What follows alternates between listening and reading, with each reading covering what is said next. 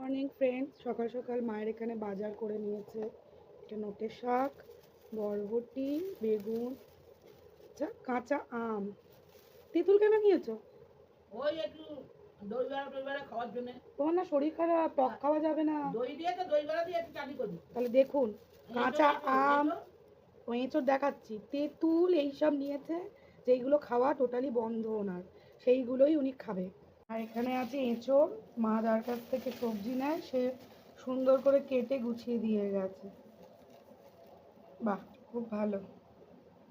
তুমি চিড়ে ভাজা। তুমি তেঁতুল দিয়ে দই বড়া খাবে? আর কি খাবে? ফুচকা? ফুচকা খাবো। খুব হচ্ছে তোমার। হ্যাঁ, খেতে তো হবে। মুখ ছাড়া পটি হচ্ছিল না। ফুচকার জল খেলে পটি হয়। ফুচকার জল খেলে পটি হয়? এসব বলো না, লোকে হাসবে শুনে। না, তেঁতুল জল খেলে হয়। কি বল, তুমি খাওনি? ফুচকা খেয়েছি। শনিবার ফুচকা এনে খাইয়েছি তোমায়। শুকনো খেয়েছি। শুকনো খেয়েছি আর এক বাটি তেঁতুল জলটা খেয়ে খেলো। মামনিকে দিয়ে দিয়েছি। মামনি, সবাইকে হ্যালো বন্ধুরা বলে দাও। তেঁতুল জল দিয়েছি না? আচ্ছা হয়েছে, হ্যালো গাইস বলে দাও। হ্যাঁ, হ্যালো গাইস। আমার বাড়ি এসে খুব মজা। মনের সুখে মোবাইল দেখে যাচ্ছে, পরীক্ষাও শেষ। কি রে,